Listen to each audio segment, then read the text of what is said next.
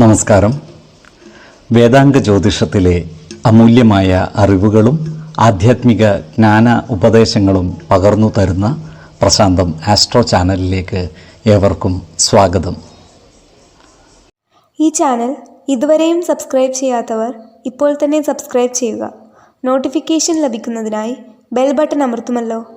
ഒപ്പം channel like ചെയ്യുക, share ചെയ്യുക, കമൻറ്റ് ചെയ്യുക.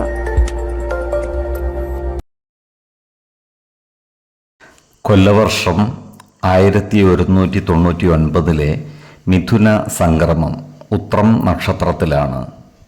മിഥുനം 1-ാം തീയതിയിലെ ഗ്രഹനില അനുസരിച്ച് മേടം രാശിയിൽ കുജനും, എടവത്തിൽ സർവേശ്വരകാരകനായ വ്യാഴവും, മിഥുനം രാശിയിൽ ആദിത്യനും ബുധനും ശുക്രനും, കന്നിയിൽ ചന്ദ്രനും കേതുവും, കുംഭം രാശിയിൽ ശനിയും ഗുളികനും, മീനത്തിൽ രാഹുവും സ്ഥിതി ചെയ്യുന്നു.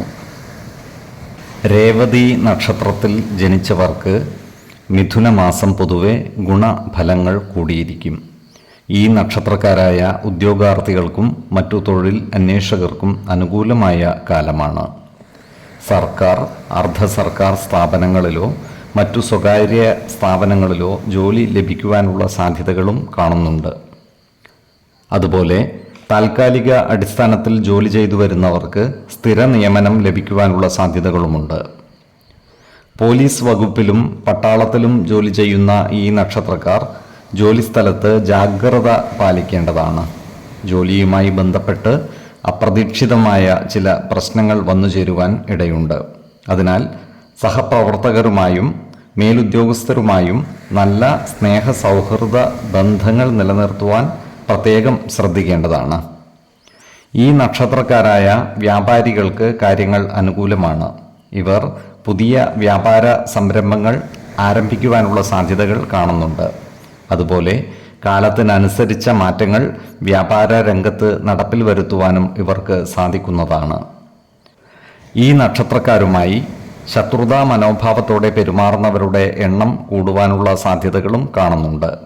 അത്തരക്കാരെ തിരിച്ചറിഞ്ഞാൽ അവരുമായി നല്ല സ്നേഹ സൗഹൃദ ബന്ധങ്ങൾ നിലനിർത്തുവാൻ പരമാവധി പരിശ്രമിക്കേണ്ടതുമാണ്.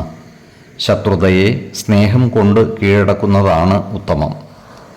ഈ നക്ഷത്രക്കാർ ബോണ്ടുകളിലും മറ്റും പണം നിക്ഷേപിക്കുവാനുള്ള സാധ്യതകൾ കാണുന്നുണ്ട്. എന്നാൽ സാമ്പത്തിക കാര്യങ്ങൾ കൈകാര്യം ചെയ്യുമ്പോൾ പ്രത്യേകം ശ്രദ്ധ പുലർത്തുന്നത് ഗുണകരമായിരിക്കും. ഏതു കാര്യം ചെയ്യുമ്പോഴും 2 വട്ടം ആലോചിച്ചു മുന്നോട്ട് നീങ്ങുന്നതാണ് ഉത്തമം.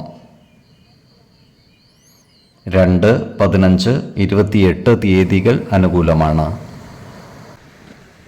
ഈ നക്ഷത്രക്കാർ ജനിച്ച സമയത്തെ അടിസ്ഥാനമാക്കിയുള്ള ജാതകത്തിലെ ലഗ്ന രാശിയുടെയും ലഗ്ന അധിപന്റെയും സ്ഥിതിയും ശുഭ പാപ ഭാവങ്ങളുടെ സ്ഥിതിയും ഓരോ രാശിയിലെയും ഗ്രഹങ്ങളുടെ സ്ഥിതിയും അനുസരിച്ച് ഇവരുടെ പൊതുഫലത്തിൽ ഏറ്റക്കുറച്ചിലുകൾ ഉണ്ടാകുവാനിടയുണ്ട്. കുടുംബ ദേവതകളെയും ഇഷ്ട ദേവതകളെയും ഉപാസിക്കുന്നത് ഇവർക്ക് ആയുരാരോഗ്യ സൗഖ്യമേകും.